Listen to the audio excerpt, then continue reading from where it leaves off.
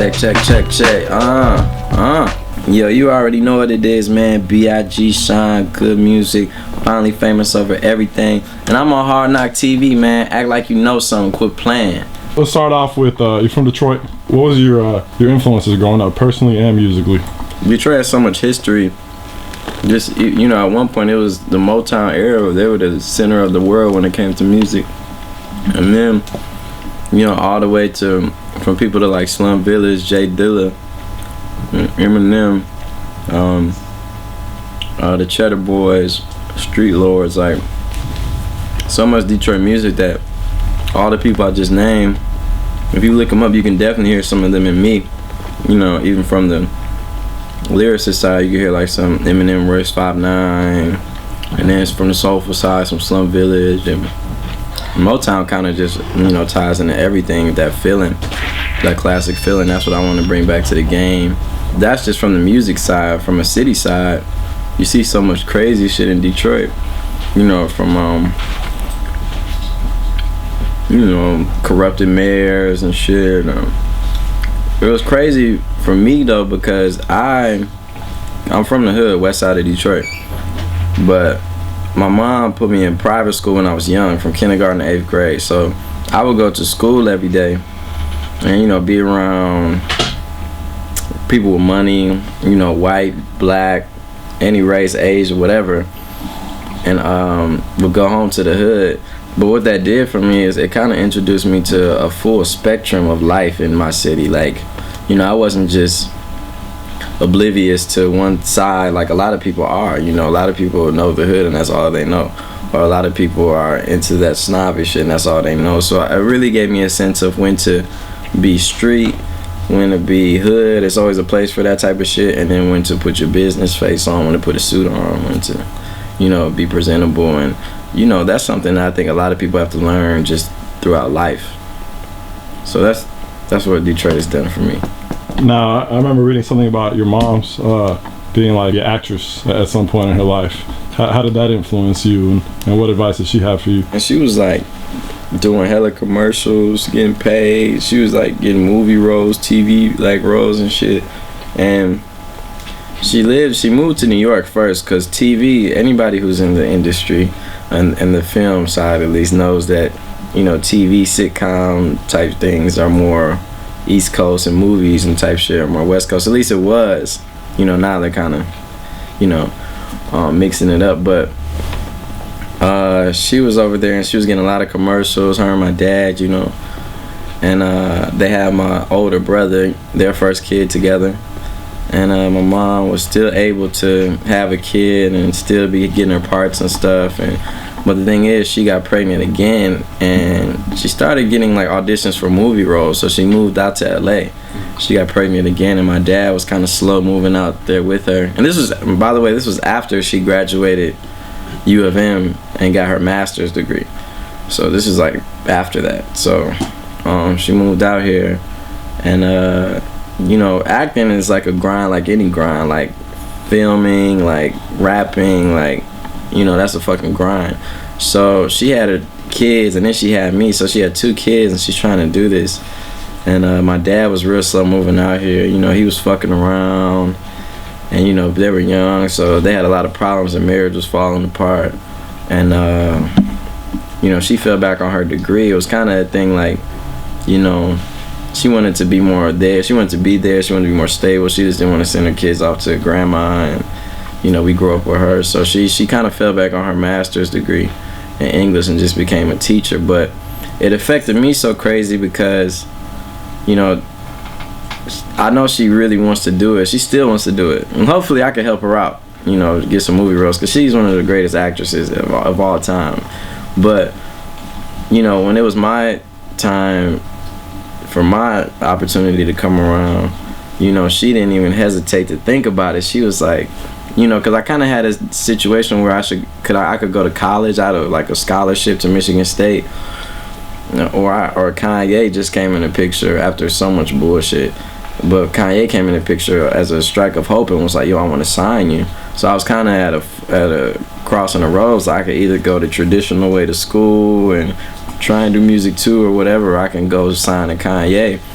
And you know, when that came about, she was the number one supporter. Like, man, you got to do what you love, because when you look back, you know, it's like, yeah, life goes like that. Just do it, babe. Just do it. School is always there. Record deal isn't always there, especially with Kanye West. You know what I'm saying? So, and Kanye called my mom and was talking to her, and, you know,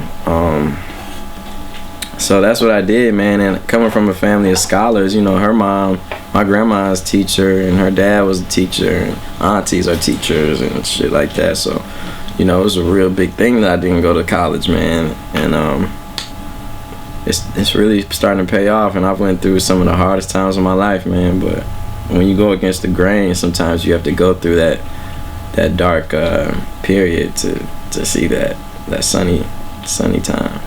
The whole story of how you went up to Kanye, it seems like straight out of a movie. Like, you know, Yeah. you're at the radio station, you go up to him.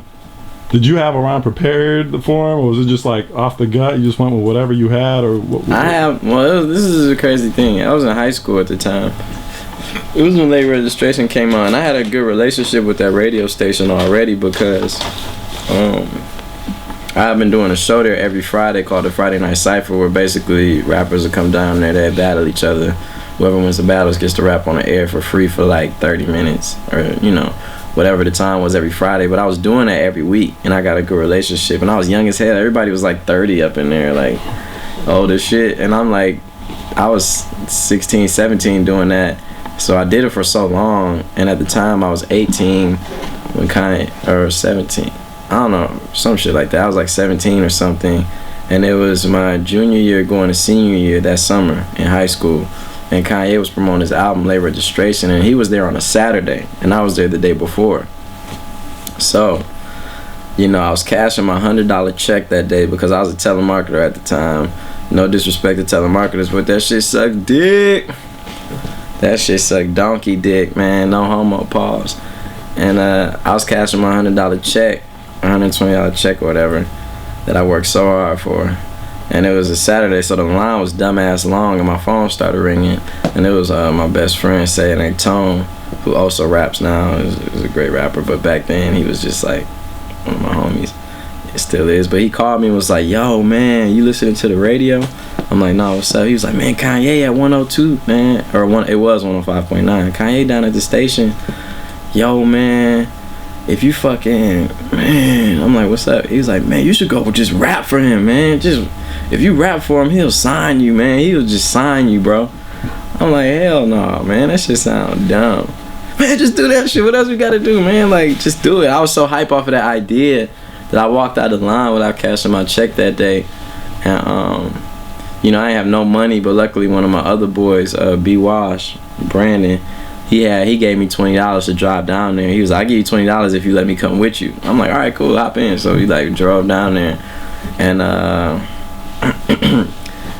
what happened then? So we thought we missed him because on the radio, he wasn't on the radio anymore. But so we got down there, and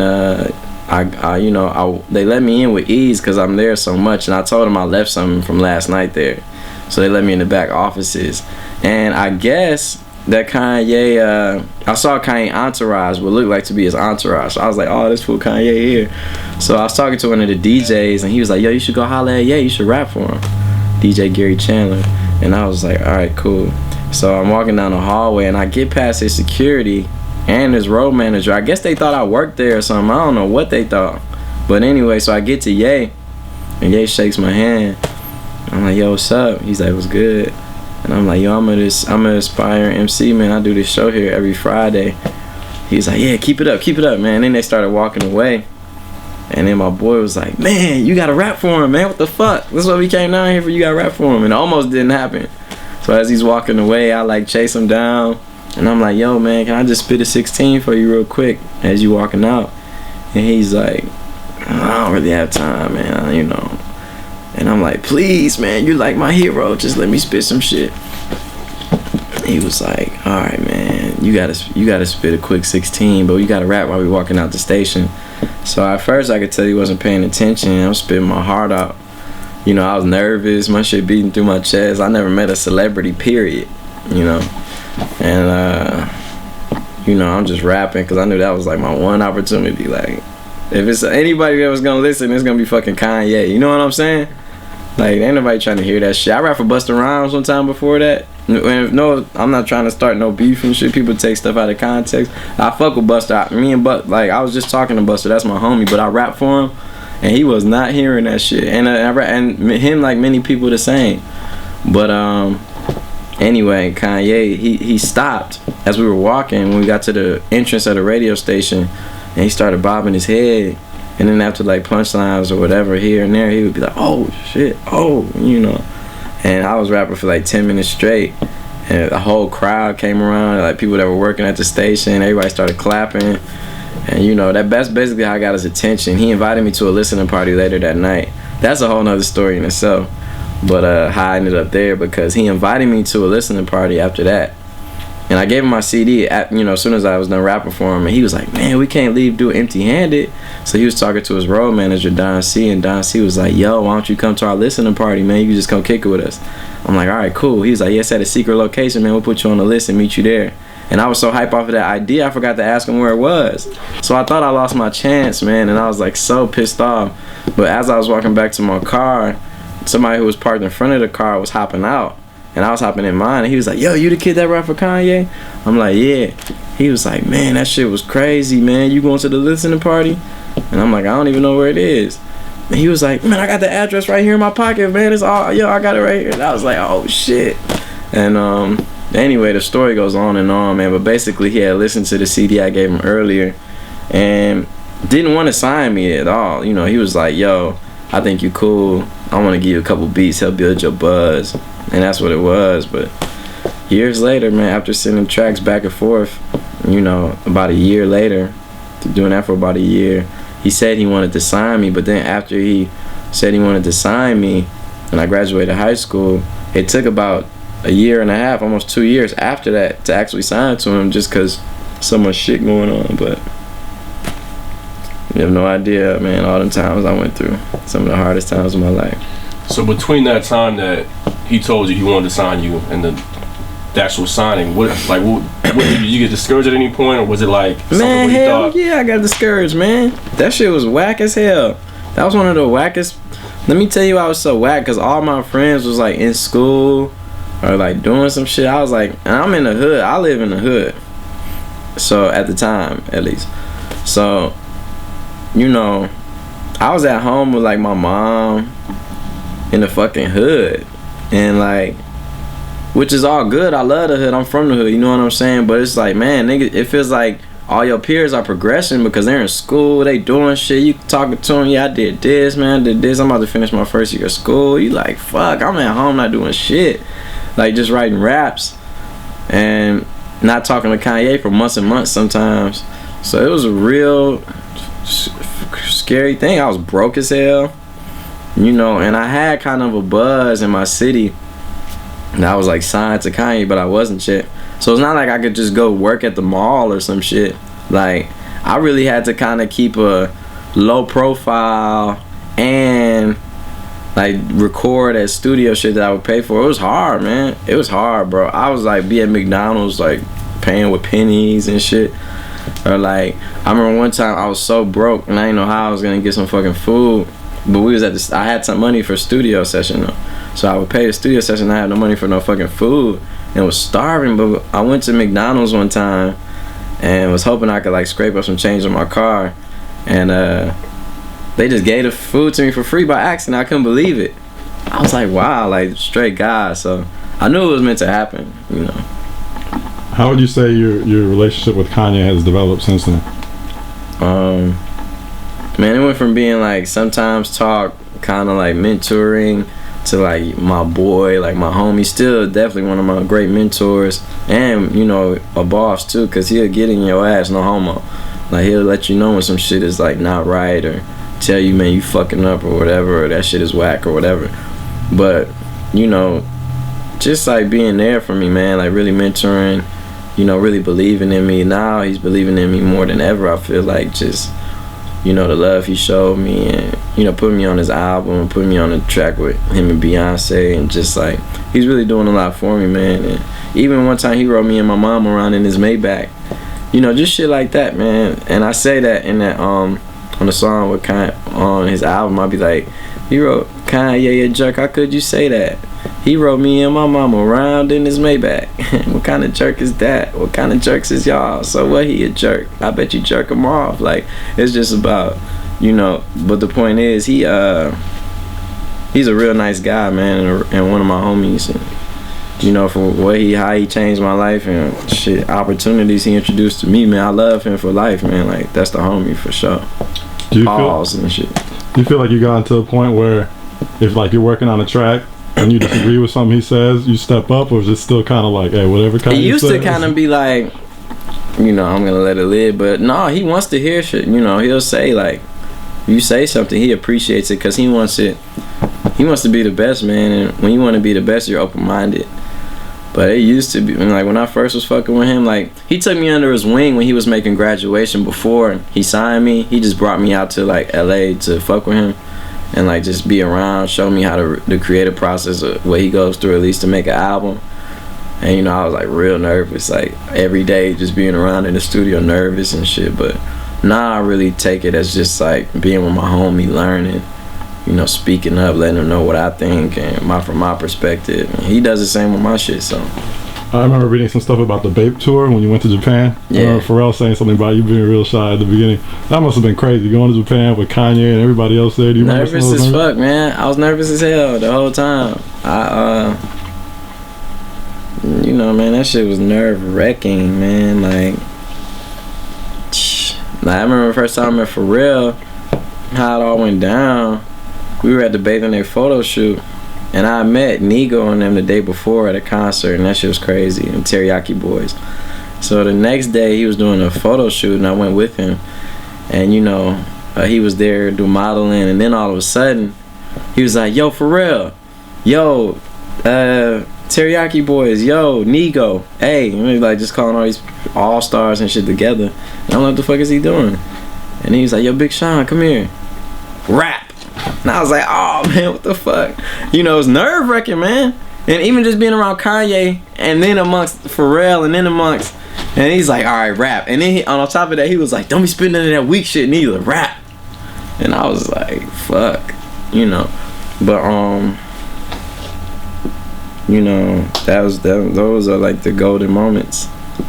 Those are like the true moments that test you out as an artist. That are you gonna be great, or are you gonna be a bitch? And one of my homies always told me was the best advice, that like whenever you're in situations like that, or whenever you're even going through girl problems or whatever shit you're going through that's hard, all you have to do is step back and be like, man, am I a man or am I a bitch?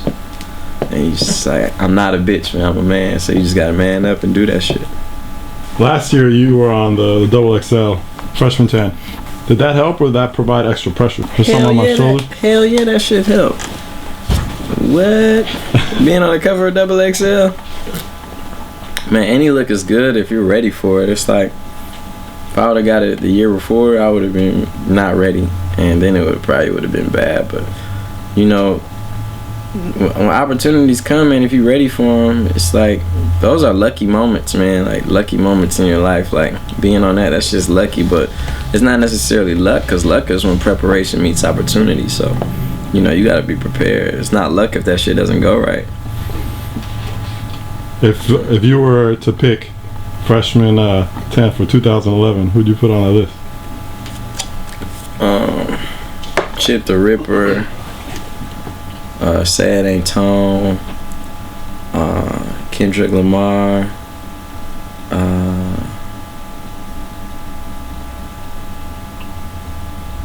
trying to think of who wasn't on it. Mac Miller, Early Mac,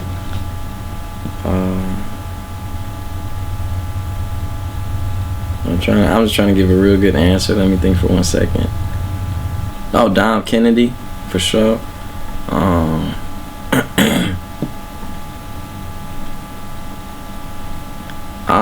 Travis Porter, if they would count, because they would count. They ain't put no album out. Travis Porter, like, for sure, I really fuck with them. Saha the Prince, for sure, Saha. I don't know, you know, the people I named though are really on deck. You know, but it's like a lot of great artists that are unknown. I know like Jay Wan and Dusty McFly and people like that haven't necessarily heard of yet.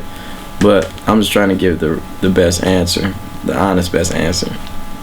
Cause you know some people like get mad like, man, you ain't shout me out, you ain't say my name and shit. But you know it's no beef or nothing. It's just we'll put a disclaimer underneath it. Yeah. I was reading up on a couple things. I guess you were in the studio with Chris Brown. I guess Chris Brown's doing a mixtape, if I'm not mistaken. Yeah, it just came out.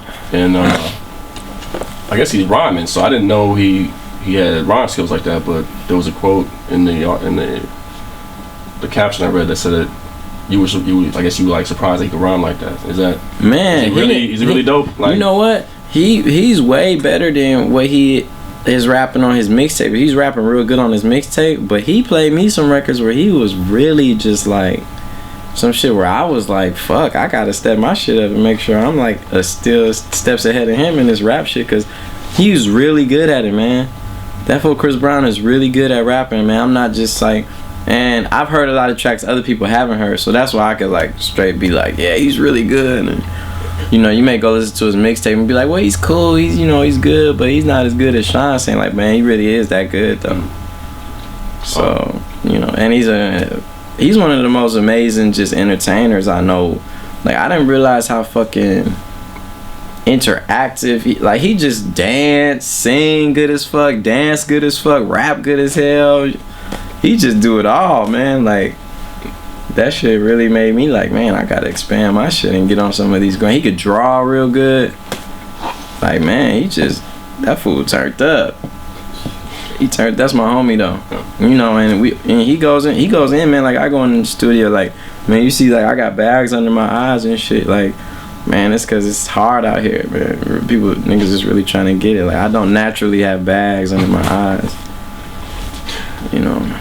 And he goes hard though. Something else I saw mentioned was in an older interview.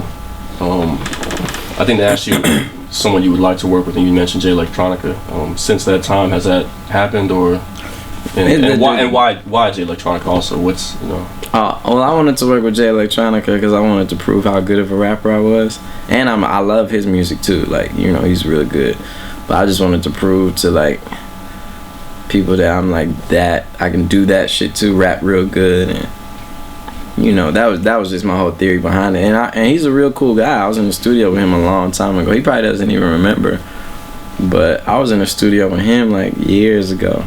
My homie Toyan brought me through the studio session, and you know, he's like the urban legend and shit. I also want to do songs with Eminem, Jay-Z, and groups like LaRue. I fuck with LaRue heavy, actually. They're really good.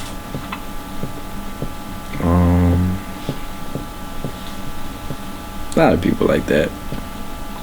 Speaking of people you want to work with, I heard the Finally Famous, the album. Is that, are we getting pretty close? The actual album, yeah. The shit I've been talking about for so long. It's coming soon. But the thing was, I was trying to build so much hype around it, like to get Def Jam to release it, because I'm signed to Def Jam. But, you know, so that's why I've been saying shit's been coming soon for so long. But now I know it's kind of like The Boy Who Cried Wolf.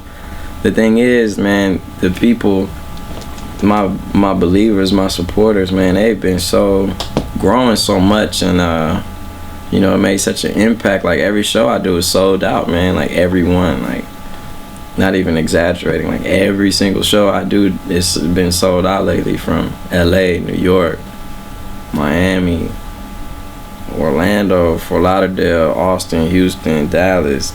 House of Blues is big ass venues, thousands of people, some places, sometimes just hundreds. But the thing is, it's always sold out, like, no matter what. Midwest. And they see that shit, man. They see it's like starting to get to like a following, man, where people are really, you know. And the thing is, Def Jam is, they're like, yo, so we have to put this project out, man. We have to, you know. And it's crazy that it, you know, when I sit back and think about it, man, it's like the people did that shit, not me. Like, all them hits on them 4 or 5 million hits on videos, them fucking, you know, the mixtape got like over 500,000 downloads, like all that type of, man, they look at all that shit. Twitter followers, man, like all that type of things. They see the progression and they see the actual fan base there. And so yeah, now I've been working on it, so I'm good, but you know, now they're like, where is it at? You know, where is it at? You know how sometimes labels may like be like, okay, now it's time.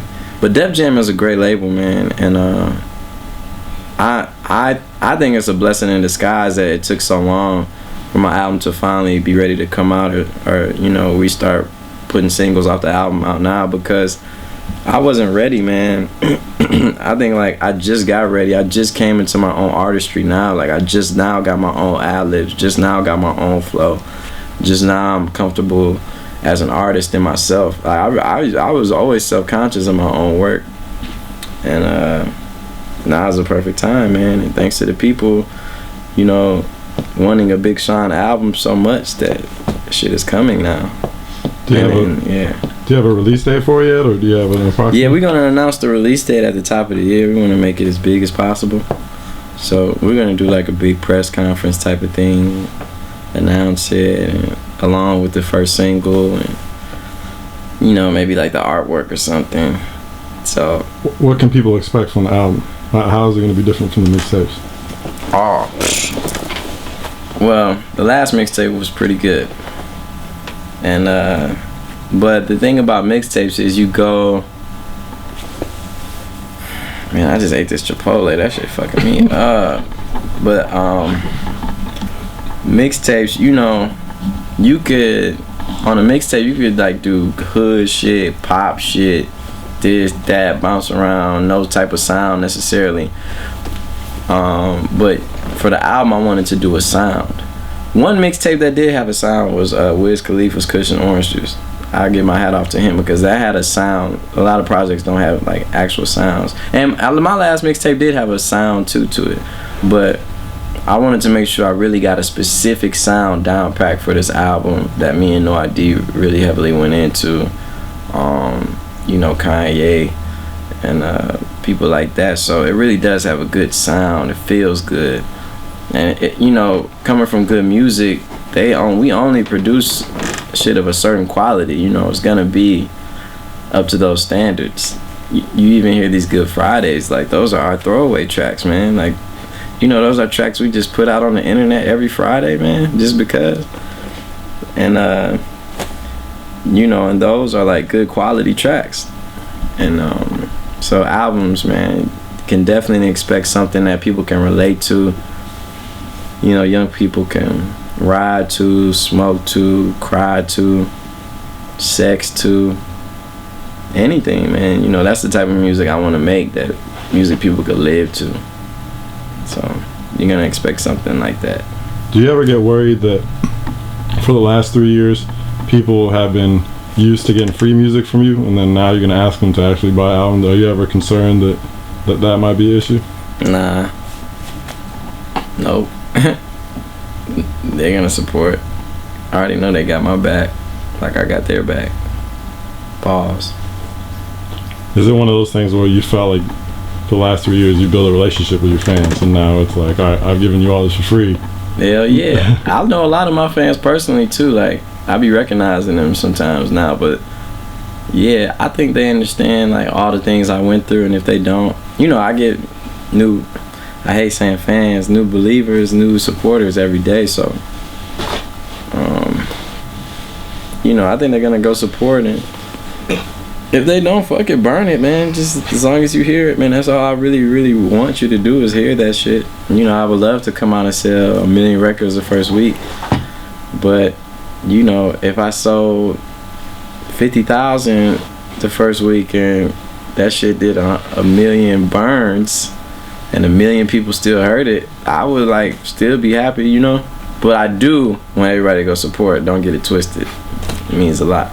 I remember when we were talking to Pharrell, he said that when he puts in Quentin Tarantino, sometimes it inspires him to write like a track. Have any movies inspired you to write a track? Man, I really like Back to the Future movies. Those are like real good. Star Wars, I love Star Wars shit too. Like that inspires me sometimes, especially the, you know, the older ones, like Return of the Jedi was my favorite. and no, they were all pretty good. But the last new one of the Star Wars, that shit was banging too. You know, where Vader like came and shit. And, like I love Star Wars, and I like Star Trek. I like Friday. I like The Wood. I liked what other movies are just, oh man, fucking Step Brothers was one of the funniest movies I've ever seen of my life.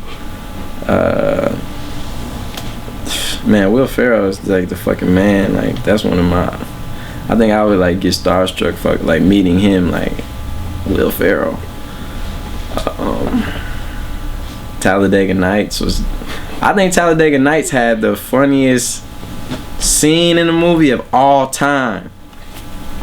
Of all time. This is literally like, yeah, of all time. But that shit, man, the dinner table scene when they're saying a prayer has to be like, man, I'm not the only person in the room. I'm talking to like a whole bunch of people on this interview. So if you see me like look around, I'm not just being a dumbass. Like that shit was really funny, right? Hell yeah. Baby Jesus. Baby Jesus. You know, I'm all jacked up on Mountain Dew. Like, you know, so those are just a few movies. Any last words? Man, go download Finally Famous Volume 3 if you haven't. And let me know what you think about it. If you think it's whack, let me know. If you think it's good, let me know.